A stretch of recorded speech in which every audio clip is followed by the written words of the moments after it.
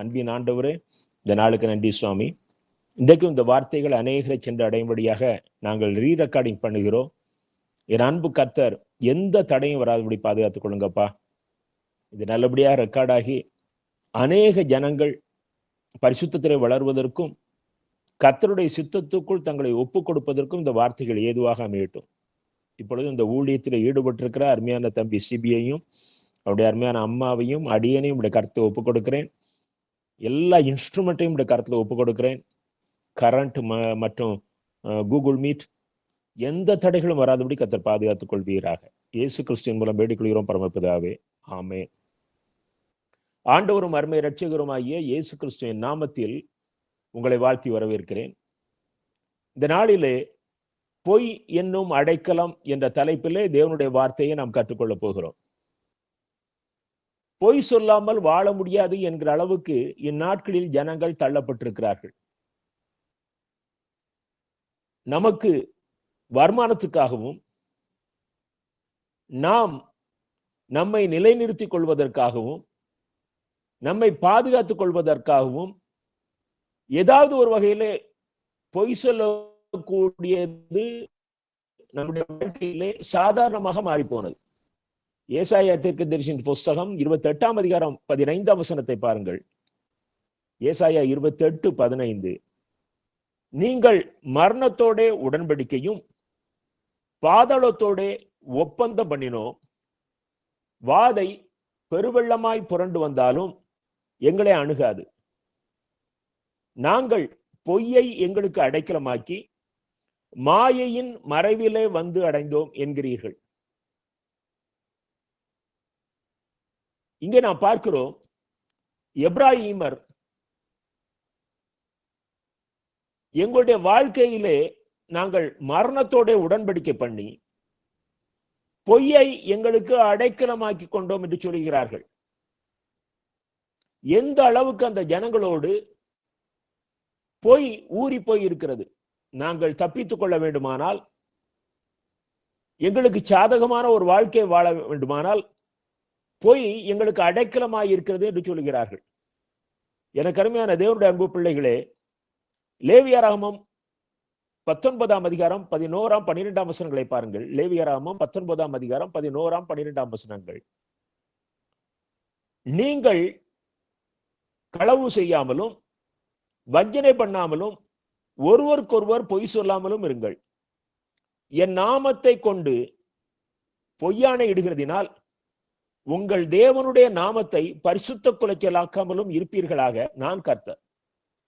இஸ்ரவேல் ஜனங்களுக்கு நியாய பிரமாணத்தை கொடுத்த கர்த்தர் இங்கே ஒரு அருமையான கட்டளையை சொல்கிறார். எனக்கு அருமையான தேவனுடைய அன்பு பிள்ளைகளே, நீ களவு செய்யாதே, நீ வஞ்சனை பண்ணாதே.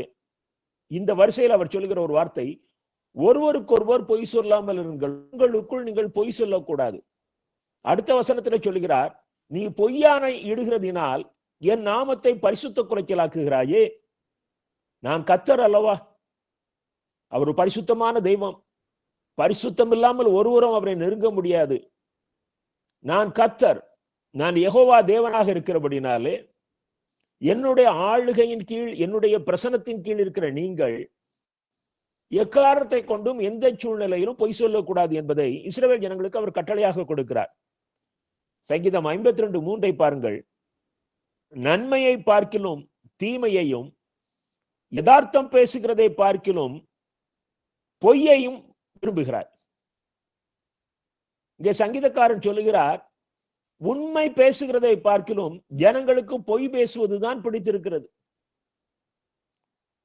நார்மலா சொல்லுவாங்க ஒரு பழமொழி, உண்மை கசக்கும் அப்படிம்பாங்க. பொய் என்றால் அதை தங்களுக்கு சாதகமாக நாமே உருவாக்கி கொள்ளுகிற ஒரு கற்பனை காவியம். உண்மைனா உள்ளதை சொல்லணும். அது சிலருக்கு பிடிக்கும், சிலருக்கு பிடிக்காது. அதனுடைய விளைவு அது எப்படி இருக்கிறதோ அப்படியே வரும். ஆனால் பொய் சொல்ல பழகிவிட்டால் நமக்கு சாதகமான விளைவை நாமே ஒரு கற்பனையான கதையின் மூலம் உருவாக்கி விடலாம். ஆகையினால் தான் ஜனங்கள் விரும்பி பொய் சொல்கிறார்கள். நீங்கள் அடுத்த வசனத்தை பாருங்கள். சங்கீதம் 58:3 பாருங்கள். துன்மார்க்கன் தாயின் வயிற்றிலிருந்து பிறந்தது முதல் பொய் சொல்லி வழிதப்பி போகிறார்கள். துன்மார்க்கர் தாயின் வயிற்றிலிருந்து பிறந்தது முதல் பொய் சொல்லி வழிதப்பி போகிறார்கள். ஒரு தீமை செய்கிற மனுஷன் அவன் பிறந்ததிலிருந்து பொய் சொல்றான். எனக்கு அருமையான தேவனுடைய அன்பு பிள்ளைகளே, சின்ன பிள்ளைகள் பொய் சொல்லும் பொழுது நம்ம எவ்வளவு ரசிக்கிறோம். அதே நேரத்துல அதே பிள்ளைகள் வாலிப பிள்ளைகள் ஆகும் பொழுது அவர்கள் பொய் சொன்னது நமக்கு தெரிந்து விட்டால் அது எந்த அளவுக்கு நம்மை பாதிக்கிறது. ஒருவன் பொய் சொல்ல பழகிவிட்டால் பிறகு அவன் செய்கிற தீமையான காரியங்களை மறைப்பதற்கு நம்மை திருப்திப்படுத்தும் விதமாக பிள்ளைகள் நம்மிடத்துல பொய் சொல்ல ஆரம்பித்து விடுவார்கள். நான் என்னுடைய வாலிப நாட்களிலே ஒரு கைவிடப்பட்ட பிள்ளைகள் வாழுகிற ஒரு ஹோம்ல நான் வார்டனா இருந்தேன். அந்த பிள்ளைகள் தவறு செய்வது உண்டு. கிட்டத்தட்ட 100க்கு மேற்பட்ட பிள்ளைகள் இருந்தார்கள். தம்பிமார் முதல் வகுப்புல இருந்து +2 படிக்கிற வரைக்கும் உள்ள ஏஜ் ரேஞ்சில தம்பிமார் அங்க இருந்தாங்க. நான் அவர்களுக்கு ஒரு கட்டளை கொடுத்திருந்தேன். தவறு செய்தால் நான் மன்னித்து விடுவேன். எப்பொழுது மன்னிப்பேன் என்றால், நீ உண்மையை பேசும்போது. ஆனா பொய் சொன்னா கடுமையான தண்டனை உண்டு என்று சொல்லி நான் அவர்களை எச்சரித்து வைத்திருந்தேன். ஆகையினாலே சில தம்பிமார் எவ்வளவு பெரிய தப்பு பண்ணாலும் அண்ணங்கிட்ட உண்மையை சொல்லிட்டா அண்ணன் அடிக்க மாட்டாங்க என்று தைரியமாக வந்து உண்மையை சொல்ல பேச ஆரம்பித்தார்கள். எனக்கு அருமையான தேவனுடைய அன்பு பிள்ளைகளே, சின்ன பிள்ளைகளிலேயே அவர்களை உண்மை பேசுவதற்கு நாம் ஊக்குவிக்க வேண்டும். மற்ற தவறுகளை திருத்திடலாம். ஆனால் பொய் சொல்வதிலே அவர்கள் பழகிவிட்டார்களே ஆனால் அது அவருடைய இரத்தத்தோடு ஊறிவிடும். பிறகு சாதாரணமாக அவருடைய வாயிலிருந்து வருகிற வார்த்தைகளே பொய்யாகத்தான் வரும். சங்கீதம் 7:14 பாருங்கள். இதோ அவன் அக்கிரமத்தை பெற கற்ப வேதனைப்படுகிறான், தீவினையை கற்பந்தரித்து பொய்யை பெறுகிறான். ஒரு பொய் எப்படி உருவாகிறது பாருங்கள். அது ஒரு மனிதனிடத்திலிருந்து கற்பந்தரிக்கிறது போல உருவாகிறது. அவன் தீவினையை கற்பந்தரித்து பொய்யை பெறுகிறான். தீவினையினுடைய ஒரு பேபி தான் பொய். யோசுவா இஸ்ரவேல் ஜனங்களை பார்த்து அவர் சொல்கிற ஒரு வார்த்தை, யோசுவா 24:27 வசனத்திலே, நீங்கள் உங்கள் தேவனுக்கு முன்பாக பொய் சொல்லாதிருங்கள். நீங்கள் உங்கள் தேவனுக்கு விரோதமாக பொய் சொல்லாதிருங்கள். நாம பொய் சொல்லும் பொழுது என்ன செய்கிறோம் என்று சொன்னால், எந்த மனிதனிடத்துல பொய் சொல்கிறோமா அந்த மனிதனுக்கு விரோதமாக அல்ல, நாம் தேவனுக்கு விரோதமாக பொய் சொல்கிறோமா. ஏசாயா 53:59 வசனங்களை பாருங்கள். கர்த்தருக்கு விரோதமாக துரோகம் பண்ணி பொய் பேசி எங்கள் தேவனை விட்டு பின்வாங்கினோம், கொடுமையாகவும் கலகமாகவும் பேசினோம், கள்ள வார்த்தைகளை கற்பந்தரித்து இருதயத்திலிருந்து பிறப்பிக்க பண்ணினோம். நியாயம் பின்னிட்டு அகன்றது, நீதி தூரமாய் நின்றது, சத்தியம் வீதியிலே எடறி யதார்த்தம் வந்து சேர மாட்டாமல் போகிறது. இங்கே பாருங்கள், அந்த ஜனங்கள் சொல்கிற வார்த்தையை கேளுங்கள். நாங்கள் கர்த்தருக்கு விரோதமாக துரோகம் பண்ணி பொய் பேசினோம், நாங்கள் கள்ள வார்த்தைகளை கற்பந்தரித்து இருதயத்திலிருந்து பிறப்பிக்க பண்ணினோம். பாருங்க, பொய் எப்படி உருவாகுதான், அது கள்ள வார்த்தை. அது இருதயத்தில இருந்து உருவாகிறது, ஒரு குழந்தை உருவாது போல உருவாகிறது. இதனுடைய விளைவு என்ன என்றால் அடுத்த வசனத்தில் சொல்கிறார், நியாயம் பின்னிட்டாகின்றது.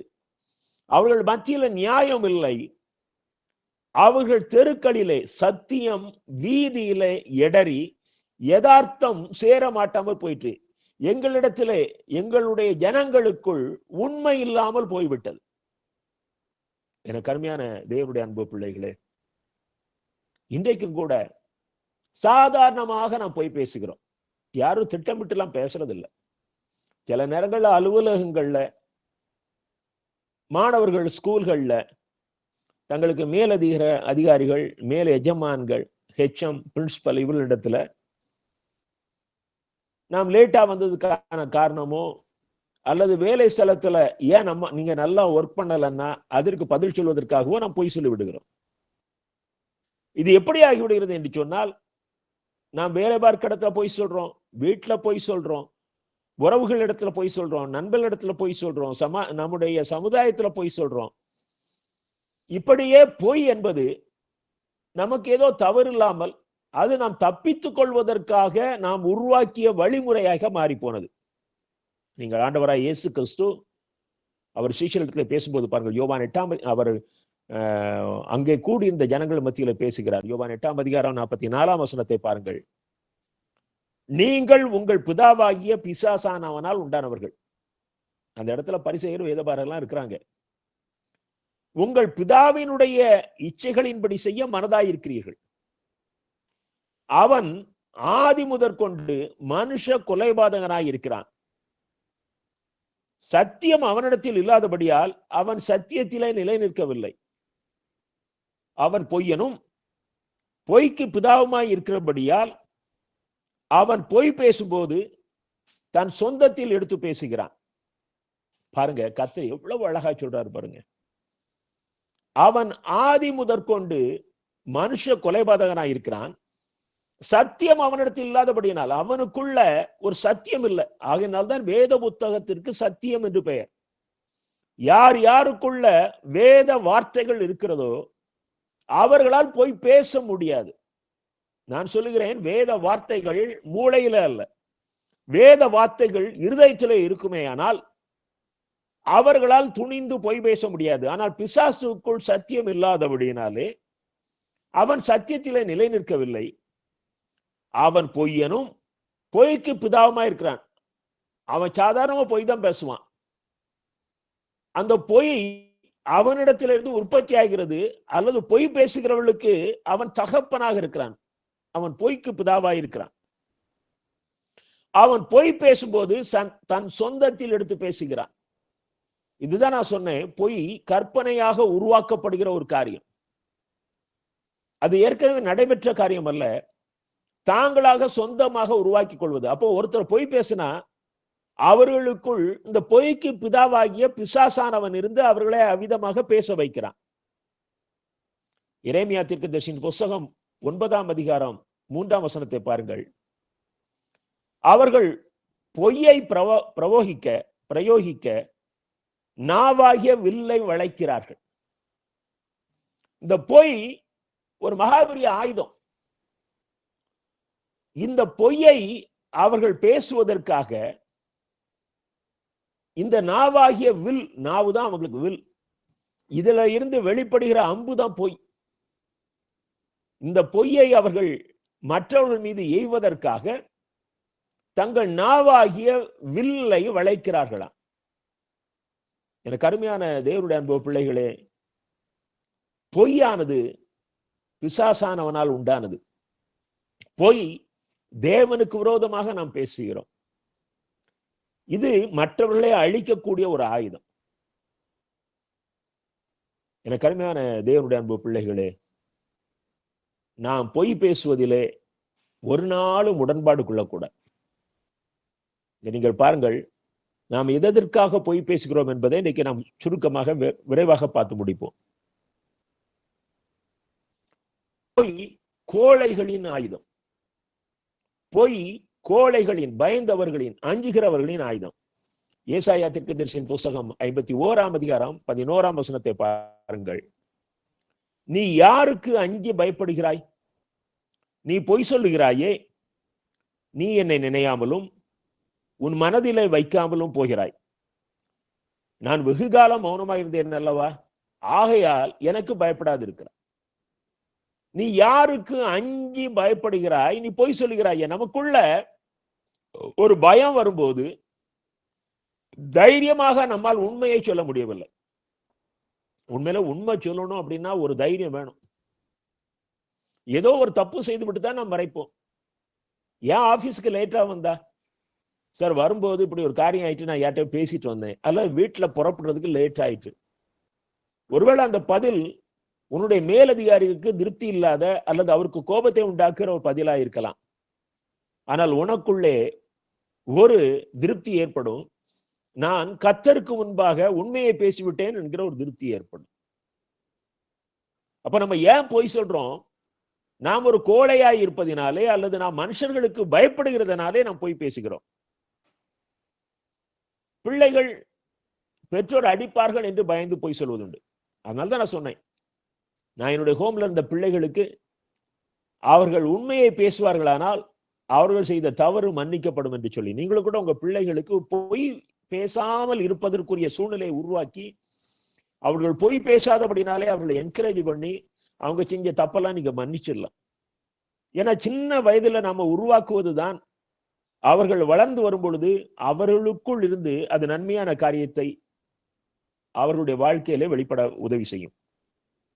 நீங்க தாவீது ராஜாவுடைய வாழ்க்கையில பாருங்க, அவன் உரியாவின் மனைவியோட ஒரு தவறுதலான உறவு வச்சுட்டான். இப்போ இந்த பெரிய தவறு, இந்த தவறை மறைக்கணும் அப்படின்னா உரியாவை யுத்த களத்துல இருந்து வரவழைக்கிறான். அவனை அவனுடைய வீட்டுக்கு போக வைக்கிறான். அவன் போக மாட்டேன் அப்படிங்கிறான். என்னுடைய இராணுவம் யுத்தத்தில் இருக்கும் பொழுது நான் எப்படி என் மனைவியோட போய் உல்லாசமா இருப்பது என்று சொல்லி, அப்ப அவனுக்கு மது வாங்கி கொடுக்கிறான். அப்படியாவது போக வைக்கலான்னு பார்த்தா அவன் இவனுடைய அரண்மனையிலேயே படுத்திருக்கிறான். கடைசியில் என்ன செய்யறான் பாருங்க, ராணுவ தளபதி யோவாபுக்கு ஒரு லெட்டர் கொடுக்கிறான்.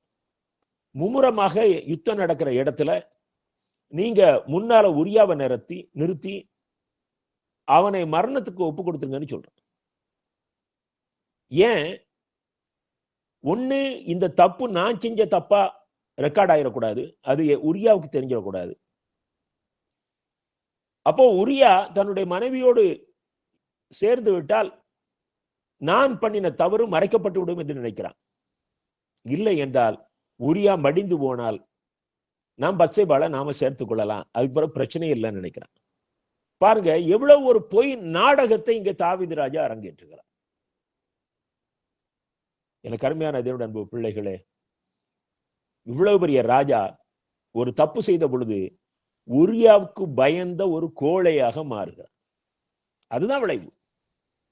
அவன் தைரியமா அதை செய்யல. அவனுக்குள்ள ஒரு பயம் வருகிறது. அவன் யாருக்கு பயப்படுகிறான்? கர்த்தருக்கு பயப்படல. கர்த்தருக்கு பயந்து அந்த தப்பை பண்ணிருக்க மாட்டான். அவன் உரியாவுக்கு பயந்த ஒரு கோழையாக மாறுகிறான். 2 சாமுவேல் 11:27 சொல்லுகிறது, இந்த காரியம் கர்த்தரின் பார்வைக்கு பொல்லாததா இருந்தது. ஒருவேளை அதற்கு பிறகு தாவீது நாத்தான் வேலுவினாலே அவன் உணர்த்தப்பட்டு அவன் கர்த்தரிடத்திலே கதறி பாவ மன்னிப்பை பெற்றதை நாம் சங்கீதம் 51 பார்க்கிறோம். ஆனாலும் இவ்வளவு பெரிய ராஜா ஒரு தவறு செய்து ஒரு மனிதனுக்கு பயந்த பொழுது அவன் எப்படி ஒரு பெரிய பொய் நாடகத்தை அரங்கேற்றுகிறான் என்று சொல்லி நான் பார்க்கிறேன். எனக்கு அருமையான தேவனுடைய அன்பு பிள்ளைகளே, நாம் எப்பொழுது தைரியமாக உண்மையே பேசியாக வேண்டும் என்று நினைக்கும் பொழுது நாம் இப்படிப்பட்ட பாவங்களுக்கும் கூட நம்மை விலக்கி காத்துக் கொள்ளலாம். நாம் அப்படிப்பட்ட பாவங்களுக்கு நாம் உடந்தையாகாமல் நம்மை விலக்கி பாதுகாத்துக் கொள்ள முடியும். நீங்க ஆகாப் ராஜாவை பாருங்க. ஆகாப் ராஜா அவன் வீட்டு பக்கத்துல இருக்கிற நாபோத் என்னும் மனிதனுடைய திராட்சை தோட்டத்தை, அது அரண்மனை பக்கத்துல இருக்கிறது, அத நான் எனக்கு கீரை கொள்ளையாக்குகிறேன்னு கேட்கிறான். அப்ப அந்த ஏழை மனிதன் சொல்றான், இது எனக்கு வம்சாவளியா வந்த சுதந்திரம், அதை நான் அவளை எளிதா விட்டு கொடுக்க முடியாது, ஆகினால நான் அதை தரமாட்டேன்னு ராஜா கிட்ட தைரியமா சொல்லிடுறான். இப்போ ராஜா சோகமா இருக்கிறாரு. அவனுடைய மனைவி உங்களுக்கு தெரியும், ஏசபேல மாதிரி மோசமான பெண் கிடையாது. அவ கேட்கிறா, என்ன சோகமா இருக்கிறீரா, என்ன விஷயம்? அப்பொழுது அவன் தனக்கும் நாபோத்துக்கும் நடந்த உரையாடலை சொல்றான். இப்போ ஏசபேல் ஒரு கடிதம் எழுதுறான். அவள் என்ன எழுதுகிறாள்? நீங்கள் அந்த இஸ்ரவேல் ஜனங்கள், அவளுடைய ஆளுகைக்குட்பட்ட ஜனங்களுக்கு அவள் எழுதுற லெட்டரு, நீங்க உபவாசம் என்று பிரசித்தப்படுத்தி 1 ராஜாக்கள் 21 9-10 1 ராஜாக்கள் 21 9-10 நீங்கள் உபவாசம் என்று பிரசித்தப்படுத்தி நாபோத்தை ஜனத்தின் முன் நிறுத்தி ராஜாவை தூஷித்தாய், தேவனையும் ராஜாவையும் தூஷித்தாய் என்று அவன் மேல் சாட்சி சொல்லுகிற பேலியாளின் மக்களாகிய 2 பேரை அவனுக்கு எதிராக நிறுத்தி அவனை வெளியே கொண்டு போய் அவன் சாகும்படிக்கு அவனை கல்லெறியுங்கள் என்று எழுதினார். பாருங்க, ஒரு சொத்தை அபகரித்துக் கொள்வதற்காக அவள் அங்கே ஒரு பொய் நாடகத்தை உருவாக்குகிறார். அப்ப அங்க இருக்கிற ஜனங்கள் கேட்கலாம், அவன் செய்த தவறு என்ன? ஆனா அவர்களுக்கு இந்த பெண் மேல மிகுந்த ஒரு பயம். இவள் ராஜாவின் மனைவியா இருந்தாலும் ஒரு மிக மோசமான பெண் யேசபேல். ஆக அவ என்ன சொல்றா பாருங்க அந்த நிருபத்துல, இவன் தேவனையும் ராஜாவையும் தூஷித்தான்.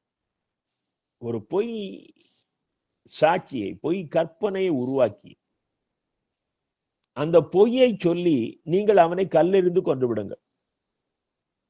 எந்த அளவுக்கு பொய் ஒரு மனுஷனை ஆட்டி படைக்கிறது என்று பாருங்கள், அந்த சொத்தை அபகரிப்பதற்காக. எனக்கு அருமையான தேவனுடைய அன்பு பிள்ளைகளே, இன்றைக்கும் நாம் இந்த பொய்யை சொல்ல மட்டும் பழகிட்டோம் அப்படின்னு சொன்னா அதற்கு பிறகு அதுல இருந்து நாம் எளிதில் தப்பிக்க முடியாது. பொய் கோழைகளின் ஆயுதம். மனுஷர்களுக்கு நாம் பயப்படும் பொழுது நாம் துணிந்து பொய் சொல்லி விடுகிறோம். இரண்டாவதாக, பண ஆசையினாலே பொய் சொல்லுகிறோம். நீங்கள் எலிசா தீர்க்கதரிசியினுடைய வேலையாளாகிய கேயாசிக்கு சீரிய படைத்தளபதி நாகமான் குஷ்டத்திலிருந்து விடுபடும்படியாக அங்கே எலிசாவிடம் வர்றாரு. அவர் யோர்தான்ல மூழ்கி எழுந்த பொழுது அவருக்கு அற்புதமான சோகம் கிடைக்குது. அவர் எலிசா கிட்ட சொல்றாரு, நான் உங்களுக்கு பரிசு தருகிறேன் சொல்லி. எலிசா ஒண்ணு வேண்டாம் அப்படின்ட்டாரு. இப்போ அவர் அந்த இடத்துல இருந்து கடந்து போகும் பொழுது இந்த பரிசு பொருட்களினாலே வஞ்சிக்கப்பட்டு இருந்த கேயாசி அந்த நாகமானை பின்தொடர்ந்து ஓடுகிறார். இப்போ அவர் அந்த நாகமானிடத்தில இருந்து சில பரிசு பொருட்களை வாங்கி கொண்டு அவனுடைய வீட்டுல ஒளிச்சு வச்சுட்டு இப்ப அவர் எங்க வந்து நிக்கிறாரு? எலிசா முன்னால் வந்து நிக்கிறாரு. நீங்க 2 ராஜாக்கள் 5ஆம் அதிகாரம் 25ஆம் வசனத்தை பாருங்கள். 2 ராஜாக்கள் 5:25. பின்பு கேயாசி உள்ளே போய் தன் எஜமானுக்கு முன்பாக நின்றான். கேயாசியே, எங்கே இருந்து வந்தாய் என்று எலிசா அவனை கேட்டதற்கு அவன், உமது அடியான் எங்கும் போகவில்லை என்றான். பாருங்க, அந்த பணத்தை அபகரிக்கிறதற்காக, அந்த பரிசு பொருளுக்காக ஒரு மகாபெரிய தீர்க்கதரிசிகிட்ட அவன் சொல்ற வார்த்தை, நான் எங்கும் போகல, எல்லாம் இங்கதான் பக்கத்துல நிக்கிறேன். இது நம்ம சாதாரணமா சொல்ற போய் தானே. ஊரை சுத்திட்டு வந்துருவோம். அப்பா அம்மா கேட்பாங்க எங்க போனா, எங்கேயும் போகல, எல்லாம் அங்க பக்கத்துல தான் நின்று. இதைத்தான் கேயாசின்னு சொன்னான். ஆனால் அதனுடைய விளைவை பாருங்கள். 5ஆம் அதிகாரம் 26ஆம் வசனம், அடுத்த வசனத்தை பாருங்கள். அப்பொழுது எலிசா அவனை பார்த்து, அந்த மனுஷன் உனக்கு எதிர்கொண்டு வர தன் ரதத்திலிருந்து இறங்கி திரும்புகிற போது என் மனம் முன்னுடனே கூட செல்லவில்லையா? எனக்கு அருமையான தேவனுடைய அன்பு பிள்ளைகளே, தேவனுடைய பிள்ளையிடத்தில் அவன் பொய் சொன்னனால அவனால் தப்பிக்க முடியல. ஒருவேளை நீங்க உங்க பெற்றோரிடத்துல பொய் சொல்லி தப்பிடலாம். ஆனால் தேவன் அந்த காரியத்தை பார்க்கிறார். விளைவு எந்த நாகமானுக்கு குஷ்டத்திலிருந்து விடுதலை கிடைத்ததோ அவனிடத்திலிருந்து பரிசு பொருளை வாங்கிய கேயாசிக்கு நாகமான் விட்டு சென்ற அந்த குஷ்டமும் வந்து சேர்ந்தது. எனக்கு அருமையான தேவனுடைய அன்பு பிள்ளைகளே,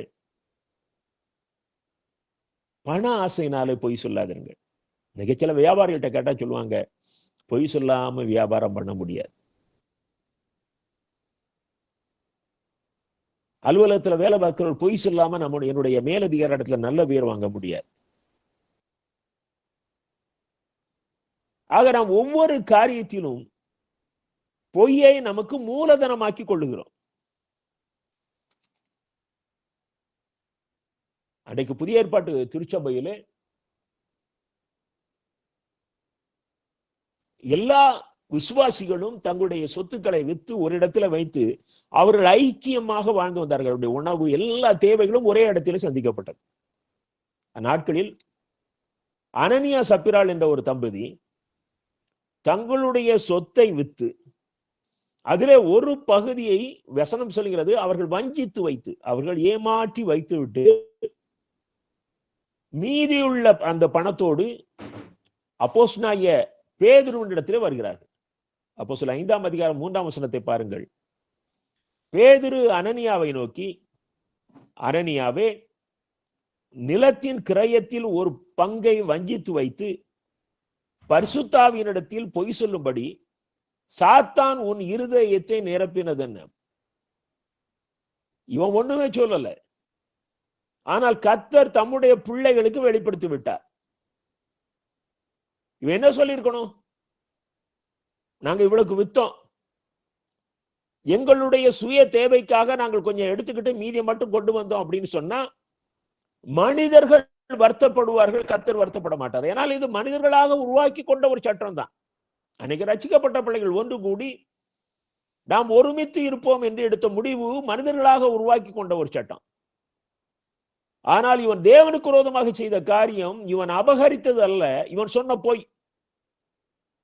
அவன் எவ்வளவு அழகாக சொல்லுகிறான் பாருங்கள்.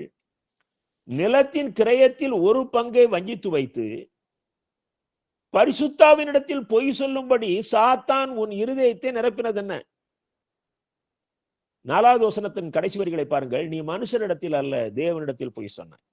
அது விற்கும் முன்பும் அவனுடைய இதாய் தான் இருந்தது, வித்த பிறகு அவன் தான். ஆகவே இதனுடைய முழு டிசிஷன் எடுக்கிற முழு உரிமையும் அனனியாவுக்கு இருக்கிறது. ஆனால் எல்லாரையும் போல நானும் முழு சொத்தையும் தந்துவிட்டேன் என்று சொல்வதற்காக ஒரு நாடகம் ஆடினார் பாருங்கள். அதுதான் தேவனுக்கு விரோதமான பொய். அதே போல அவனுடைய மனைவி பாருங்கள். 8வது வசனத்திலே பேது சப்பிராளை நோக்கி, நிலத்தை இவ்வளவுக்கு தானா விற்றீர்கள்? அவன்கிட்ட கேட்கல, இப்ப இவாட்ட கேட்கிறாரு, இவ்வளவுக்கு தானா விற்றீர்கள்? இவ்வளவு சொல்லியிருக்கலாம், என்ன நடந்துச்சுன்னு தெரியல. இல்லையா, நாங்க கொஞ்சம் எடுத்து வைத்திருந்தோம் என்று சொன்னால் இவள் பிழைத்திருப்பார். இவ என்ன சொல்றா? எனக்கு சொல்லுண்டான். அவள் ஆம் இவ்வளவுக்குத்தான் என்றாள்.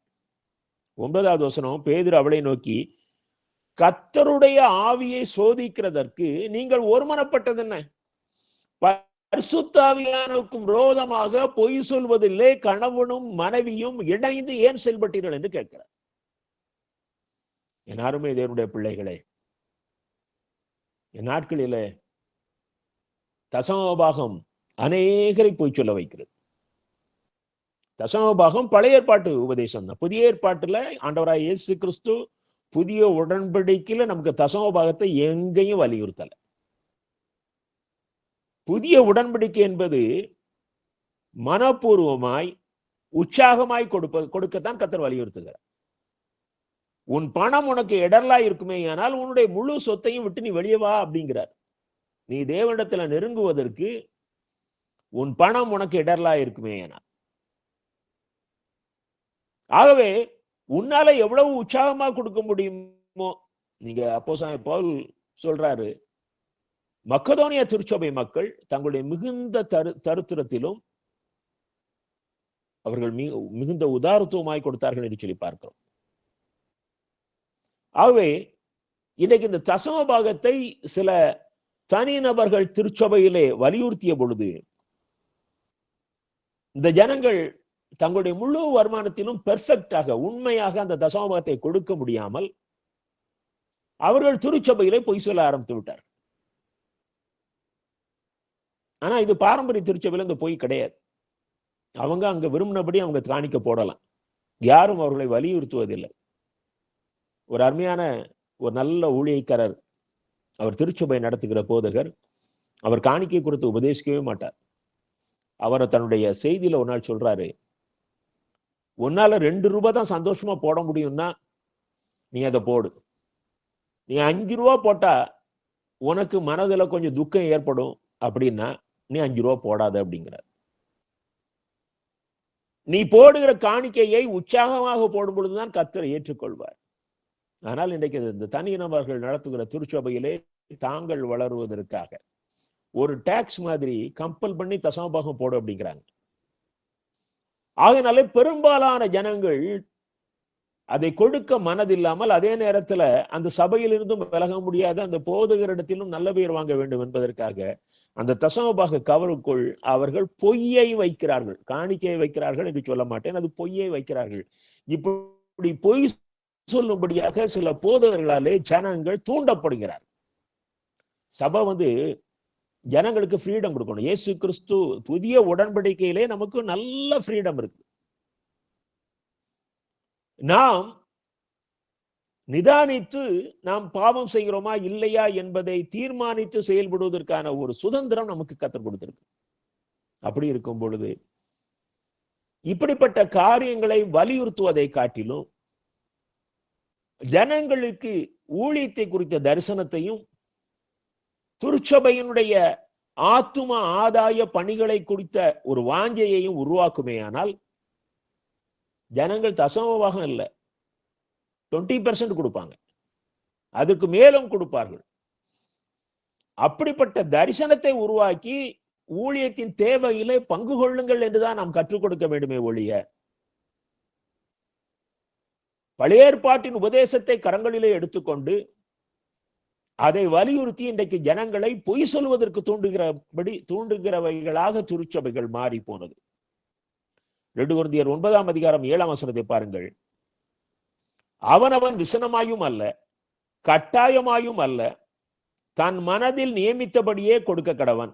உற்சாகமாய் கொடுக்கிறவனிடத்தில் தேவன் பிரியமாயிருக்கிறார். ரொம்ப அழகா பாருங்க, அப்போஸ்தலன் பவுல் சொல்றாரு, விசனமா கொடுக்காத, கட்டாயமா கொடுக்காத, உன் மனசுல நீ என்ன நியமித்திருக்கிறாயோ அதை கொடு. உன் கையில இவ்வளவு வருமானம் வந்திருக்கு, உன் வீட்டுக்கு தேவை இவ்வளவு இருக்குது, இன்னும் சில உபதேசங்கள் வந்து விட்டது, நீங்க இவ்வளவு என் கூலியத்துக்கு கொடுத்துருங்க, கர்த்தர் உங்களை ஆசீர்வதிப்பார். இவர் மட்டும் கர்த்தர்கிட்ட விசுவாசமா கேட்க மாட்டார். ஆனா ஜனங்க மட்டும் விசுவாசத்தோட இருக்கிறத இவங்க கிட்ட கொடுத்துட்டு அவங்க கர்த்தர்கிட்ட விசுவாசமா காத்திருக்கணும். ஊழிய அழைப்பு உனக்கு தானே, நீ காசு பற்றியே பேசாம இரு. என் கர்த்தர் உன்னை தாங்க மாட்டாரா? எத்தனை மகா பரிசுத்தவான்கள் தங்களுடைய முழு விசுவாசத்திலே அவர்கள் 0ல இருந்து ஊழித்த ஆரம்பிச்சாங்க. தங்களுடைய சொத்துக்களை எல்லாம் விட்டு விட்டு இந்தியாவில் ஊழித்த ஆரம்பிச்சாங்க. என் அருமையான தேவனுடைய அன்பு பிள்ளைகளே, இன்றைக்கு இப்படிப்பட்ட அந்த பொய்யின் ஆவி பண ஆசையை ஜனங்களுக்குள் தூண்டியபடினாலே சில திருச்சபைகளிலே அதன் நிர்வாகிகள் பொய் ரசீதுகளை வைத்து பணம் திருடுகிற அளவுக்கு இன்றைக்கு அந்த பாவம் பெருகி போனது. ஆபத்தை அறியாமல் ஆண்டவரோடு விளையாடுகிறவர்கள். 3வதாக பார்ப்போம், மனுஷனை திருப்திப்படுத்துவதற்காக ஒரு கூட்ட மக்கள் போய் சொல்லுகிறார். தங்களுடைய மேலதிகாரிகளை, தங்களுடைய உறவினர்களை, தங்களுடைய மனைவியை, தன்னுடைய கணவனை, பிள்ளைகளை ஏதாவது ஒரு சூழ்நிலையை திருப்திப்படுத்துவதற்காக சரளமாக போய் சொல்லுகிற பழக்கம் வந்துவிட்டது. நீங்க வேதத்திலே பார்ப்பீர்களே, ஆனால் ஆகாப் ராஜா யுத்தத்துக்கு போறாரு சீரியரோடு. அப்போ யூத ராஜாவாகிய யோசபாத்தையும் கூட்டிக்கிட்டு போறார். அவர்கள் யுத்தத்திற்கு போக முன்னதாக தீர்க்கதரிசிகளிடத்திலே அவர்கள் தீர்க்க தரிசனம் கேட்பது வழக்கம். அப்படி கேட்கும் பொழுது கேனானாவின் மகனாகிய சிதேக்கியா அவர் சொல்றாரு, நீர் சீரியரை முட்டி நிர்மூலமாக்குவீர் அப்படிங்கிறார். 1 ராஜாக்கள் 22ஆம் அதிகாரம் 12ஆம் வசனத்தை பாருங்கள். சகல தீர்க்கதரிசிகளும் அதற்கு இசைவாக தீர்க்க தரிசனம் சொல்லி, கீலேயாத்தில் உள்ள ராமோத்துக்கு போம், உமக்கு வாய்க்கும், கர்த்தர் அதை ராஜாவின் கையில் ஒப்புக் கொடுப்பார். 400 தீர்க்கதரிசிகள் ஏக வாக்காக ஒரு தீர்க்க தரிசனம் சொல்றாங்க. அவங்க சொன்ன தீர்க்க தரிசனப்படி நடக்கல. அந்த யுத்தத்துல ராஜா அழிந்து போனார். ராஜாவுடைய விருப்பத்தை இவர்கள் தீர்க்க தரிசனமாக சொல்லுகிறார்கள். இதுதான் போய். நீங்கள் அதே அதிகாரம் 21ஆம் 22ஆம் வசனத்தை பாருங்கள். 1 ராஜாக்கள் 22, 21, 22. அப்பொழுது ஒரு ஆவி புறப்பட்டு வந்து கர்த்தருக்கு முன்பாக நின்று, நான் ஆகாபுக்கு போதனை செய்வேன் என்றது. எதினால் என்று கர்த்தர் கேட்டார். அப்பொழுது அது, நான் போய் அவனுடைய தீர்க்கதரிசிகள் எல்லாரின் வாயிலும் பொய்யின் ஆவியாய் இருப்பேன் என்றது. அதற்கு அவர், நீ அவனுக்கு போதனை செய்து அப்படி நடக்க பண்ணுவாய், போய் அப்படியே செய்யந்தார். இந்த பொய்யின் ஆவியை கர்த்தர் அனுமதிக்கிறார். இந்த சூழ்நிலையில இடையில மிகாயான ஒரு தீர்க்கதரிசி வந்து உண்மையை சொல்லும் பொழுது அதை ஆகாபால ஏற்றுக்கொள்ள முடியல. நீ எப்பொழுதும் எனக்கு விரோதமாக சொல்கிறவன் என்று சொல்லி அவனை பிடிச்சு ஜெயில போடுறாரு. அவருடைய மன திருப்திக்கு 400 தீர்க்கதரிசிகள் சொன்ன பொய் தான் அவருக்கு உற்சாகமாக இருந்தது. எனக்கு அருமையான தேவனுடைய அன்பு பிள்ளைகளே, இந்த 400 தீர்க்கதரிசிகளும் ஒரு ராஜாவை திருப்திப்படுத்துவதற்காக போய் சொன்னார்கள். இன்னைக்கும் உனக்கு மேலாக இருக்கிறவர்களை திருப்திப்படுத்தும்படி போய் சொல்லாத.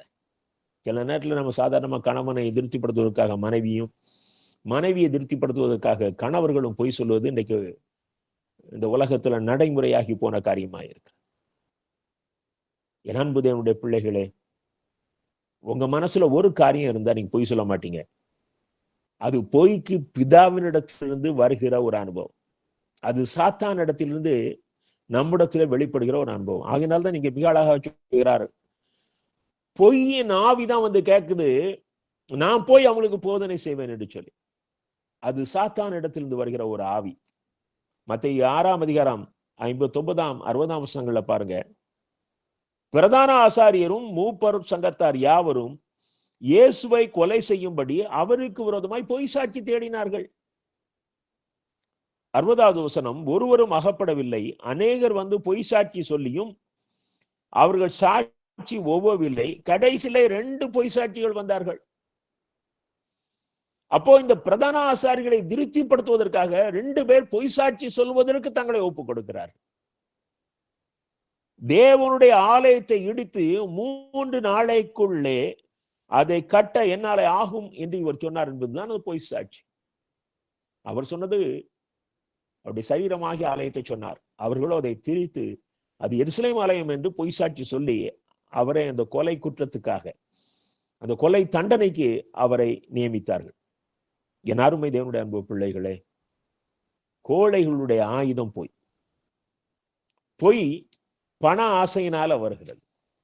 3வதா நாம் பார்த்தோம், நமக்கு மேற்பட்டவர்களை, மனிதர்களை, நம்முடைய சக மனிதர்களை திருப்திப்படுத்துவதற்காக நாம் பொய் சொல்கிறோம். 4வதாக இன்றைக்கு ஒரு பொய் நடமாடி கொண்டிருக்கிறது. அது ஊழியக்காரர்களின் பொய். தன்னை ஒரு ஊழியக்காரன் என்று ஜனங்கள் அங்கீகரிப்பதற்காக தன் ஊழியத்தை இருக்கிறதை காட்டிலும் மிகைப்படுத்தி பேசுவார்கள். அது பொய் தானே? இப்படிப்பட்ட பொய்யை கர்த்தர் அருவருக்கிறார். இதன் மூலம் ஊழியக்காரர்கள் பொய்யராகிறார்கள். அவனுடைய கூட்டத்துக்கு 500 பேர் வந்து அவங்க மேகசின்ல 1000 பேர் வந்தான்னு எழுதுவாங்க. அப்படி பொய் சொல்ல பழகிட்டோம்னா சாதாரணமாக நம்ம அதை எக்ஸாகரேட் பண்ண ஆரம்பிச்சிருவோம். இது மிஷன் பணித்தளங்கள்லையும் கூட நடக்க ஆரம்பிச்சிட்டு. ஏனென்று சொன்னால் இந்த மிஷனரி பணித்தள மிஷன் ஸ்தாபனத்தினுடைய தலைவர்கள் டார்கெட் பிக்ஸ் பண்றாங்க.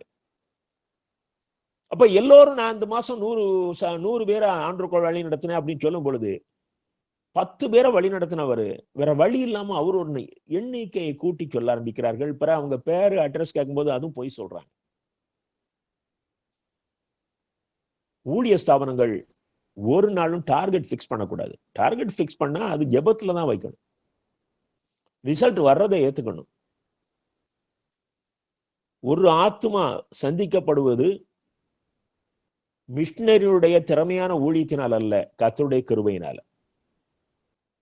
ஆகவே அந்த இயக்கமாக கூடி ஜெபிக்கும் பொழுது கர்த்தர் கல்லான இருதயங்களை மாற்றி அவர் அநேகரை தம்முடைய விசுவாசத்துக்குள் வழி நடத்தி கொண்டு வருவார். ஆகவே இது ஊழிய ஸ்தாபனத்தினுடைய திறமையோ அந்த பணிக்களத்தில் இருந்து ஊழியம் செய்கிற மிஷனரிகளுடைய திறமையோ அல்ல. ஆக இப்படிப்பட்ட டார்கெட் பிக்ஸ் பண்ணுவதனாலே இவர்கள் பொய் சொல்ல தள்ளப்படுகிறார். மற்றபடி தனிப்பட்ட ஊழியம் செய்கிற அநேகர் தங்களுடைய ஊழியத்தின் வளர்ச்சிக்காக இந்த நாட்கள் அது சாதாரணமா சொல்றாங்க. யூடியூப்ல திறந்து அவங்க பேசுறது எல்லாம் பொய் தான். அதை பார்த்துதான் அவர்களுக்கான ஊழியத்திற்கான அழைப்பு வருகிறது. அவர்களை அழைத்தால் அவர்களுக்கு எவ்வளவு பணம் கொடுப்பது என்று தீர்மானிக்கப்படுகிறது. ஆகவே அவருடைய போய் தான் அவர்களுக்கு விளம்பரமாக மாறி போகிறது. கர்த்தர் எவ்வளவு வேதனையோட சொன்னாரு பரிசேயர் வேதபாரகரை பார்த்து, நீங்கள் உங்கள் பிதாவாகிய பிசாசினாலே உண்டானவர்கள், அவனிடத்துல சத்தியம் இல்லை, அவன் பொய்க்கு பிதாவாக இருக்கிறான். ஊழியக்காரர்கள் கர்த்தருடைய ஊழியக்காரர்கள் இருப்பார்களே ஆனால் அவர்கள் சின்ன விஷயத்துல கூட பொய் சொல்லக்கூடாது. பேதுரு மீன் பிடிக்க போறாரு, கர்த்தர் அந்த பக்கமா வலைய போடுங்கிறாரு. அங்க வலையப்பட்டா 159 பெரிய மீன்கள் என்று நினைக்கிறேன் யோவான் எழுதின சுவிசேஷத்தில். அந்த எண்ணிக்கையை அப்படியே சொல்றாங்க என் புக்ல. சுமார் ஒரு 200 கூட சொல்லலையே. என் அருமை தேவனுடைய அன்பு பிள்ளைகளே, உண்மைதான் வேதம் நமக்கு கற்றுக் கொடுத்திருக்கிற ஆழமான ஒரு சத்தியம். நீங்கள் எரேமியா தீர்க்கதரிசியின் புஸ்தகம் 6ஆம் அதிகாரம் 13ஆம் 14ஆம் வசனங்களை பாருங்கள். இதுவும் அல்லாமல் தீர்க்கதரிசிகள் முதல் ஆசாரியர்கள் மட்டும் ஒவ்வொருவரும் பொய்யர். சமாதானம் இல்லாதிருந்தும் சமாதானம் சமாதானம் என்று சொல்லி என் ஜனத்தின் காயங்களை மேற்பூச்சாய் குணமாக்குகிறார்கள். இந்த எரேமியா தீர்க்கதரிசியை குறித்து வேதம் சொல்லுகிறது, அவர் தாயின் கற்பத்தில் இருக்கும் பொழுதே பரிசுத்தமாக்கப்பட்டு தேவனால் ஊழியத்திற்கு என்று உருவாக்கப்பட்டவர். ஒரு யங் ஏஜ்ல ஊழியத்துக்கு வராரு. அவருடைய அந்த தீர்க்க தரிசனங்கள் எல்லாமே மிக கண்டிப்புள்ளதாக இருக்கும். அவர் சொல்லுகிறார், அன்றைக்கு இருந்த அந்த இஸ்ரவேல் ஜனங்களுக்குள் தீர்க்கதரிசிகளும் ஆசாரியர்களும் தேவனுக்குள் வழி நடத்துகிற பிள்ளைகள் பொய்யர்களாய் இருந்தார்கள். ஒவ்வொருவரும் பொய்யர். என்ன போய் சொன்னாங்க? அவங்க ஜனங்களுக்குள்ள போகும் பொழுது அங்கே சமாதானம் இல்லாதிருந்தும் சமாதானம் சமாதானம் என்று சொல்லி ஜனங்களை மேற்பூச்சாய் குணமாக்கினார்கள். கேன்சர் வந்துச்சுன்னா அதை ஆழமா கட் பண்ணி அந்த கேன்சர் அந்த வேற அகற்றினாதான் அந்த வியாதியஸ்தன் அந்த நோயாளி பிழைக்க முடியும். இவர்களோ ஜனங்கள் வருத்தப்பட்டு விடக்கூடாது என்பதற்காக உங்களுக்கு சமாதானம் என்று சொல்லி ஜனங்களை மேற்பூச்சாய் குணமாக்கினார்கள் என்று வசனம் சொல்லுகிறார். எங்க பாவத்தை பார்க்கிறோமோ, இன்னைக்கு இயேசுவை அறியாத சமுதாயத்துக்குள் இருப்பதை காட்டிலும் திருச்சபைக்குள் அதிகமான பாவம் வந்துவிட்டது. ஒரு தடவை ஒரு அரசியல் தலைவர் சொன்னாராம், நீ அரசியல் பண்ணணும் அப்படின்னா நீ அதை முதல்ல சர்ச்சஸுக்கு போ, கிறிஸ்தவர்களிடத்திலிருந்து அதை கற்றுக்கொண்டு வா என்று சொன்னாராம். அந்த அளவுக்கு இன்றைக்கு பாவம் நம்முடைய திருச்சபைகளுக்குள், எல்லா விதமான பாரம்பரிய திருச்சபை, தனிநபர் திருச்சபைகள் எல்லாவற்றிலும் அது இருக்குது, பரவி இருக்குது. ஒவ்வொரு இதுலையும் வித்தியாசம் வித்தியாசமா இருக்குது. அப்படியானால் அதை கண்டித்து போதிப்பதற்கு ஒரே இடம் புல்பிட் தான். அந்த இடத்துக்கு தான் ஆசாரியர்களும் நிற்கிறார்கள், தீர்க்கதரிசிகளும் நிற்கிறார்கள். அந்த இடத்திலே இருந்து கொண்டு ஜனங்களுக்கு சமாதானத்தை கூறுவார்களே, ஆனால் அவர்கள் தங்களுடைய பாவத்தை கர்த்தர் அங்கீகரித்தார் என்று எடுத்துக்கொண்டு துணிந்து பாவம் செய்வார்களே. எனக்கு அருமையான தேவனுடைய அன்பு பிள்ளைகளே, கிறிஸ்துவனுடைய பாரம் என்றைக்கு ஊழியக்காரர்களின் பாரமா மாறுகிறதோ அன்றைக்குத்தான் கிறிஸ்துவை போல கண்டித்து உணர்த்துகிற ஊழியக்காரர்கள் எழும்புவார்கள். நீங்கள் எரேமியா 14ஆம் அதிகாரம் 14ஆம் வசனத்தை பாருங்கள். அப்பொழுது கர்த்தர் என்னை நோக்கி, தீர்க்கதரிசிகள் என் நாமத்தை கொண்டு பொய்யாய் தீர்க்க தரிசனம் சொல்கிறார்கள், நான் அவர்களை அனுப்பினதும் இல்லை, அவர்களுக்கு கற்பித்ததும் இல்லை. அவர்கள் கள்ள தரிசனத்தையும் கள்ள சகனத்தையும் கள்ள சகுனத்தையும் இல்லாத விசேஷத்தையும் தங்கள் இருதயத்தின் கபடத்தையுமே உங்களுக்கு தீர்க்க தரிசனமாக சொல்லுகிறார்கள். கடந்த காலங்களில் ஒரு ஊழியக்காரர் சொன்னார், மறைந்து போன ஒரு ஊழியக்காரர் கர்த்தருடைய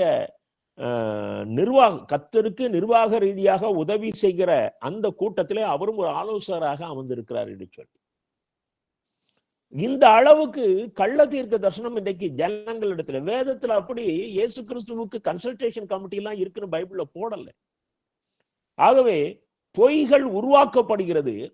அந்த பொய்கள் நாளுக்கு நாளாக ஜனங்களுக்குள்ளேயே அவருடைய மூளையிலே அவருடைய ஒரு வஞ்சனையான காரியமாக ரெக்கார்ட் பண்ணப்படுகிறது. பைபிள் நல்லா தெரிஞ்சவன்ட்ட போய் சொல்ல முடியாது. எவனொருவன் ரட்சிக்கப்பட்டு அபிஷேகம் பெற்று ஆண்டவருக்குள் தெளிவாக இருக்கிறானோ அவனுக்குள் மாத்திரம்தான் போய் சொல்ல முடியாது. மற்றபடி எல்லாரும் போய்க்கு ஏமாந்துடுறாங்க. எதுக்கு நமக்கு ஒம்பு? ஊழியக்காரன் ஐயா சொல்றான், நீ நம்புனா நம்பு, இல்லைன்னா அமைதியா போயிரு. அதாவது அந்த பொய்யில கொஞ்சம் பேர் அழிஞ்சு போறானுங்கிற கவலை இவனுக்கு கிடையாது. இவன் எதுக்கு பயப்படுறான்? ஊழியக்காரனுக்கு பயப்படுறான். இது எப்படின்னா பிசாசுக்கு பயப்படுற மாதிரி இருக்குது. ஐயா, நீ வேதத்தை அறிந்திருக்கிறாயே, வேதத்துக்கு புறம்பான வார்த்தை பேசப்படும் பொழுது அது தவறு என்று சொல்லி அதுல அழிந்து போகிற ஜனங்களுக்கு நாம் எச்சரிக்கவில்லை என்று சொன்னால் நாம் சுயநலம் உள்ளவர்கள் அல்லவா? இந்த வசனத்தை பாருங்க, எரேமியா தீர்க்கதரிசி எவ்வளவு கடுமையா சொல்றாரு. தீர்க்கதரிசிகள் இயேசு தேவாதி தேவன் அவருக்குள் இருந்து வெளிப்படுத்துகிற வார்த்தை, தீர்க்கதரிசிகள் என் நாமத்தை கொண்டு பொய்யாய் தீர்க்க தரிசனம் சொல்கிறார்கள். அவர் பேர், ஆண்டோடைய பெயரை சொல்லி அவங்க தீர்க்க தரிசனம் பொய்யா சொல்றாங்க. நான் அவர்களை அனுப்பல. நேற்றைக்கு ஆண்டவரோட இட்லி சாப்பிட்டேன். நேற்றைக்கு ஆண்டவர் என் பக்கத்துல வந்து உட்கார்ந்து இதெல்லாம் சொன்னார். என் அன்பு தேவனுடைய பிள்ளைகளே, துணிந்து பொய் சொல்லி இந்த சமுதாயத்தை அழிக்காதிருங்கள். இப்படி ஒரு 4 வார்த்தையை போட்டாச்சுன்னா ஆண்டவருக்கு பயப்படானா இல்லையோ ஊழியக்காரனுக்கு பயப்பட ஆரம்பிச்சிடறான். எரேமியா 23:27 வசனத்தை பாருங்கள். இவர்கள் தங்கள் அயலாருக்கு விவரிக்கிற தங்கள் சொப்பனங்களினாலே என் நாமத்தை அவர்கள் மறக்கும்படி செய்ய பார்க்கிறார்கள். இப்படி சொல்ல சொல்ல என்ன ஆகுது அப்படின்னா, இதை கேட்கிற ஜனங்கள் அந்த ஊழியக்காரனையும் அவனுடைய வார்த்தையை நம்புகிறார்களே ஒழிய கர்த்தரை நம்ப மறுக்கிறார்கள், மறக்கிறார்கள். இதுதான் பிசாசனுடைய தந்திரம். நீங்க உண்மையை பேசி பாருங்க. கர்த்தர் சொன்னார், கர்த்தர் சொன்னார் என்று சொல்லி வேதத்தின் ரகசியங்களை உண்மையாக பேசும் பொழுது கர்த்தருடைய நாமம் மகிமைப்படும். ஜனங்கள் கர்த்தரை அறிந்து கொள்வதிலே ஆர்வமாக இருப்பார்கள். என்றைக்கு ஒரு ஊழியக்காரன் மகிமைப்படுகிறானோ அந்த இடத்துல கர்த்தர் மறக்கப்படுகிறார். இது ஒரு சாதாரணமான ஒரு தியரி. எந்த கூட்டத்துல ஊழியக்காரனுடைய நாமம் மகிமைப்படுகிறதோ அந்த இடத்துல கர்த்தர் மறக்கப்படுகிறார். கவர்ச்சியான பொய்களினாலே கர்த்தரை மறைக்கிறதற்கு பொய்யான ஊழியரை காரணமாகி விடுகிறார்கள். கவர்ச்சியான பொய்களினாலே கர்த்தரை மறைக்கிறதற்கு பொய்யான ஊழியக்காரரே காரணமாகி விடுகிறார்கள். எசேக்கியா 13 அதிகாரம் 6, 7 வசனத்தை பாருங்கள். கர்த்தர் தங்களை அனுப்பாதிருந்தும் கர்த்தர் உரைத்தார் என்று சொல்லி அவர்கள் அபத்தத்தையும் பொய்க்குரியையும் தரிசித்து காரியத்தை நிர்வாகம் பண்ணலாம் என்று நம்பிக்கையாய் இருக்கிறார்கள். நான் உரைக்காதிருந்தும் நீங்கள் கர்த்தர் உரைத்தார் என்று சொல்லும் பொழுது அபத்தமான தரிசனையை தரிசித்து பொய்க்குறியை சொல்லுகிறீர்கள் அல்லவா? என் அருமையான தேவனுடைய அன்பு பிள்ளைகளே, கர்த்தர் அனுப்பாதிருந்தும் இவங்க தரிசிக்கிறாங்கய்யா, இவங்க குறி சொல்லுகிறாங்க. அப்போ இவங்களுக்கு ஒரு வெளிப்பாடு வருது. அதுதான் இந்நாட்களிலே ஊழியக்காரர்களை தன் கரங்களிலே எடுத்துக்கொண்டு பிசாசானவன் செய்கிற கிரியை. என்னைக்கு ஊழியக்காரர்களுக்கு கர்த்தரின் தரிசனமான ஆத்தும ஆதாயம் மாத்திரம்தான் என்ற சிந்தனை வருமோ அவர்களுக்கு பண ஆசை இருக்காது. தங்களுடைய பெயர் புகழ் இவர்களுக்கு ஆசை இருக்காது. இவருடைய நோக்கம் எல்லாம் ஆத்தும ஆதாயம். ஒரு பைத்தியக்காரர்களை போல் அலைவார்கள். இன்னைக்கு அப்படிப்பட்ட ஊழியக்காரர்கள் குறைந்து போன நாட்கள். ஆகவே தங்களுடைய பிழைப்புக்காக, தங்களுடைய ஊழியம் என்கிற தொழிலுக்காக அவர்கள் துணிந்து பொய் சொல்ல ஆரம்பித்து விட்டார்கள். நீங்கள் சகரியா தீர்க்கதரிசியின் புஸ்தகம் 13 அதிகாரம் 3 வசனத்தை பாருங்கள். இனி ஒருவன் தரிசனம் சொன்னால் அவனை பெற்ற அவன் தகப்பனும் அவன் தாயும் அவனை நோக்கி கர்த்தருடைய நாமத்தை கொண்டு பொய் சொல்கிறபடியால் நீ உயிரோடு இருக்கப்படாது என்று சொல்லி அவனை பெற்ற அவன் தகப்பனும் அவன் தாயும் அவன் தரிசனம் சொல்லும் பொழுது அவனை குத்தி போடுவார்கள். எவ்வளவு ஒரு பயங்கரமான ஒரு தீர்க்கதரிசனம் பாருங்க. பெற்றோர் பிள்ளைகள் பொய் சொல்லும் பொழுது பார்த்து ரசிக்கிற நாட்கள் இந்த நாட்கள். இங்கே தீர்க்கதரிசியை குறித்து மிக அழகாக சொல்லி இருக்கிறார். ஒரு தீர்க்கதரிசியின் தகப்பனும் தாயும் அவன் பொய் சொல்லும் பொழுது அவனை குத்தி போட வேண்டும். எனக்கு அருமையான தேவனுடைய அன்பு பிள்ளைகளை, எந்த அளவுக்கு கர்த்தர் இந்த பொய்யின் மீது வெறுப்பாக இருக்கிறார் என்று சொல்லி பாருங்கள். அந்திகிறிஸ்துவ நாட்களிலே அவன் கொடுக்கப்பட்டிருக்க பெயரை பாருங்க. 2 தெசலோனிக்கேயர் 2ஆம் அதிகாரம் 9 முதல் 12 வசனங்கள். 2 தெசலோனிக்கேயர் 2ஆம் அதிகாரம் 9 முதல் 12 முடிய. அந்த அக்கிரமக்காரனுடைய வருகை சாத்தானுடைய செயலின்படி சகல வல்லமையோடும் அடையாளங்களோடும் பொய்யான அற்புதங்களோடும் இருக்குமா. இன்றைக்கு அப்படிப்பட்ட பொய்யான அற்புதங்கள் மிகுந்து காணப்படுகிறது. அந்தி கிறிஸ்துக்கள் அதிகமாகி போன நாட்கள். பொய்யான அற்புதம் அப்படின்னா என்ன அர்த்தம்? ஒரு சாதாரண காரியத்தை கூட தங்கள் நாம மகிமைக்காக அதை பிரஸ்தாபப்படுத்துகிற ஒரு காரியம். அது அளவில் ரொம்ப எல்லாம் போக வேண்டியதில்லை. நடக்காதது நடந்ததுன்னு சொல்லியே விளம்பரப்படுத்த ஆரம்பிச்சிட்டாங்க. இதை விட இன்னும் வேதனை என்ன அப்படின்னா, ஒரே வீட்டுக்கு 2 ஊழியக்காரங்க போனா அங்கு அவங்களுக்கு கிடைத்த அந்த பதிலை இருவரும் தாங்கள் ஜெபித்ததினாலே நடந்தது என்று விளம்பரம் பண்ணக்கூடிய அளவுக்கு இன்றைக்கு போய் ஊழியக்காரர்களை பிடித்து ஆட்டுகிறது. 10ஆம் வசனம் பாருங்க. கெட்டு போகிறவர்களுக்குள்ளே அநீதியினால் உண்டாகும் சகலவித வஞ்சகத்தோடும் இருக்கும். யார்? அந்த அந்தி கிறிஸ்துவனுடைய வருகை ரட்சிக்கப்படத்தக்கதாய் சத்தியத்தின் மேலுள்ள ஆவி அன்பை அவர்கள் அங்கீகரியாமற் போனபடியினால் அப்படி நடக்கும். ஜனங்களுக்கு ரட்சிப்பு குறித்த வாஞ்சை இல்லாம ஜனங்கள் தங்களுக்கு அற்புதம் நடக்க வேண்டும் என்ற வாஞ்சையோட இருப்பார்களானால் கர்த்தர் அந்த பொய்யான அற்புதங்களை அவருடைய வாழ்க்கையில அனுமதிக்கிறார். நமக்கு சத்தியத்தின் மேல உள்ள வாஞ்சை அதிகமாகணும். நம்முடைய வாழ்க்கையில நடக்கிற போராட்டங்களுக்கு விடுதலையை கர்த்தர் தருவார். அதுல எந்த விதமான சந்தேகமும் கிடையாது. 11ஆம் 12ஆம் வசனங்களை வாசிக்கிறேன். ஆகையால் சத்தியத்தை விசுவாசியாமல் அநீதியில் பிரியப்படுகிற யாவரும் ஆக்கினைக்குள்ளாகும்படிக்கு அவர்கள் பொய்யை விசுவாசிக்கத்தக்கதாக கொடிய வஞ்சகத்தை தேவன் அவர்களுக்கு அனுப்புவார். என் அன்பு தேவனுடைய பிள்ளைகளே, கர்த்தரே இந்த பொய்யை அவருடைய வாழ்க்கையில அனுமதிக்கிறார். நம்முடைய நோக்கம் தவறும் பொழுது நாம் எதற்கு முக்கியத்துவம் கொடுக்க வேண்டுமோ சத்தியத்துக்கு முக்கியத்துவம் கொடுக்க வேண்டிய நாம் அநீதியில் பிரியப்படும் பொழுது பண்றதெல்லாம் அட்டூழியம். ஆனா ஆலயத்துக்குள்ள போய் ஜெபித்து என்ன ஆசீர்வதியும், குடும்பத்தை ஆசீர்வதியும், தொழில ஆசீர்வதியும். என் குடும்பத்தில் இந்த பிரச்சனை இருக்கு, விடுதலை வேணும். கர்த்தர் அந்த பொய்யை நீ விசுவாசிக்கும்படியாக உனக்குள் அவர் அனுமதிக்கிறார். கொடிய வஞ்சகத்தை தேவன் அவர்களுக்கு அனுமதிக்கிறார். என் அருமையான தேவனுடைய அன்பு பிள்ளைகளே, இன்றைக்கு ஊழியக்காரர்கள் மத்தியில போய் மிகுந்து காணப்படுகிறது. விசுவாசிகள் அவர்களை பின்பற்றும் பொழுது அவர்கள் அந்த பொய்களினாலே ஏமாந்து போகிறார்கள். யோவான் 21ஆம் அதிகாரம் 11ஆம் வசனத்திலே நான் அப்போது சொன்னேன், 153 மீன். பேதுரு கரெக்டா எண்ணி சொல்றார், கொஞ்சத்துல நீங்க உண்மையா இருங்க. சின்ன சின்ன காரியங்களிலே ஊழியக்காரர்கள் உண்மையாக இருக்கும் பொழுதுதான் கர்த்தர் அவர்களை கொண்டு பெரிய காரியங்களை செய்ய முடியும். நாம சர்ச்சில் போய் பாட்டு பாடுறோம்ல, அதுல இவ்வளவு பொய் சொல்றோம். என்னை ஜீவ பலியாய் ஒப்புவித்தேன், ஏற்றுக்கொள்ளும் இயேசுவே. பாதி பேருக்கு சிந்தனை அங்க சர்ச்சில் இருக்காது. இந்த பாட்டு முடிஞ்சோடனே வீட்டுக்கு போயிடலாமே அப்படிங்கிற எண்ணம் இருக்கும். கொஞ்சம் கூட உணர்வு இல்லாமல் என்னை ஜீவ பலியாய் ஏற்றுக்கொள்ளும் இயேசுவே என்று பாடுகிறோமே, துணிந்து பொய் சொல்கிறோம் அல்லவா? இது ஒரு சாம்பிளுக்கு ஒரு பாட்டு சொல்றேன். நீங்க அநேகம் பாடல்கள் எடுத்து பாருங்கள். நான் தேவனுடைய சன்னிதானத்தில் சொல்கிற மகாபரிய போய் பாடல் தான். என் அருமையான தேவனுடைய அன்பு பிள்ளைகளே, ஒவ்வொரு காரியத்தையும் கர்த்தர் பார்க்கிறார். பரிசுத்தம் இல்லாமல் ஒருவனும் தேவனுடைய சன்னிதானத்துக்கு போக முடியாது. எந்த வடிவில் நாம் பொய் சொன்னாலும் அது பொய் தான்.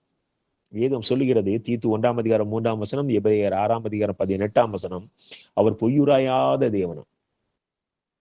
எண்ணாமும் 23:19 சொல்லுகிறது, பொய் சொல்ல அவர் ஒரு மனிதன் அல்ல. மனுஷன் தான் ஐயா பொய் சொல்லுவான், ஏன்னா அவன் சாத்தானுக்கு அடிமைப்பட்டுருவான். அவர் பரிசுத்த தெய்வமாச்சுதே, அவர் பொய் சொல்ல மனிதன் அல்ல. சங்கீதக்காரன் சொல்கிறார், சங்கீதம் 119:63, பொய்யை பகைத்து உங்களுடைய வேதத்தை நேசிக்கிறேன். இதனுடைய அர்த்தம் என்ன என்று சொன்னார், எவரொருவர்கள் சத்தியத்தை அதிகமாக நேசிக்கிறார்களோ அவர்கள் பொய் பேச மாட்டார்கள் என்று அர்த்தம்.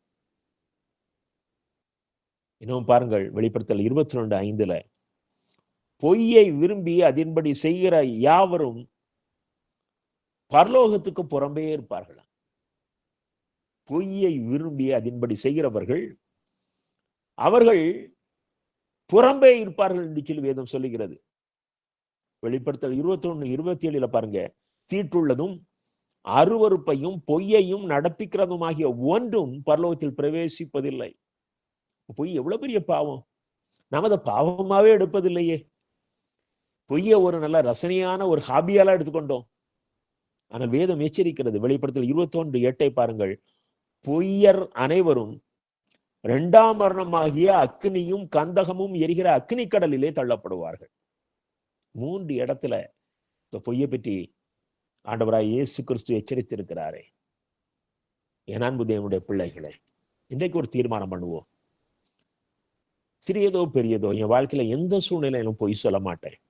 ஆண்டவரே, ஒருவேளை நான் இவ்வளவு நாளும் பொய்யிலேயே நான் அடிமாயி போனேன், நான் உணர்வு இல்லாமல் பொய் சொல்லி விடாதபடி என்னை பாதுகாத்துக் கொள்ளும் என்று ஜெபிப்போம். பொய் பாவம் போல தெரிவதில்லை, ஆனால் அநேக கொலைகள், கொள்ளைகள், விபச்சாரங்கள், வேசித்தனங்கள், விக்கிரகாராதனை, அத்தனை காரியங்களுக்கு பின்னணியிலே ஆரம்பத்திலே வருவது பொய் தான். வெளிப்படுத்தல் 17:14 பின்பகுதியை வாசிக்கிறேன். அவரோட கூட இருக்கிறவர்கள் அழைக்கப்பட்டவர்கள், தெரிந்து கொள்ளப்பட்டவர்கள், உண்மையுள்ளவர்களுமாய் இருக்கிறார்கள். அப்ப ஆண்டவரோட ஒரு மனுஷன் பரலோகத்துல இருக்கணும் அப்படின்னா அவன் உண்மை உள்ளவையா. பொய்யர் 2ஆம் மரணமாகிய அக்னி கடலிலே தள்ளப்படுவார்கள். என் அன்பு தேவனுடைய பிள்ளையே, இந்த பெரிய ஆசீர்வாதத்தை நீ சுதந்திரித்துக் கொள்ள வேண்டுமானால் சின்ன வயதிலிருந்தே நாம் பொய்யை வெறுக்க வேண்டும். பெற்றோராகிய நாம் நம்முடைய பிள்ளைகளுக்கு பொய் பேசுவது மகாபெரிய பாவம் என்பதை கற்றுக் கொடுக்க வேண்டும். திருச்சபை பொய் சொல்லாதிருக்கிற சூழ்நிலையை ஜனங்களுக்கு உருவாக்கி கொடுக்க வேண்டும். என் அன்பு தேவனுடைய பிள்ளைகளே, இன்றைக்கு கர்த்தருக்கு நாம் ஒப்புக் கொடுப்போம். இனி பொய் பேச மாட்டேன் என்று உறுதி எடுப்போம். பொய்க்கு பிதாவாகிய பிசாசின் இடத்திலிருந்து நமக்குள் வருகிறது. நாம் அதை வெறுத்து ஒதுக்குவோம். கர்த்தர் நம்மை ஆசீர்வதிப்பாராக. ஆமென். அன்பின் ஆண்டவரே, இந்த நாளிலும் இந்த வார்த்தையை நீர் ஆசீர்வதித்து தாரும். இதை கேட்கிற ஒவ்வொருவருக்கும் இது ஆசீர்வாதமாக இருக்கட்டும். இந்த கருத்திலே எங்களை தாழ்த்தி ஒப்புக் கொடுக்கிறோம். இயேசு கிறிஸ்துவின் மூலம் வேண்டிக் கொள்கிறோம் பரமபிதாவே. ஆமென்.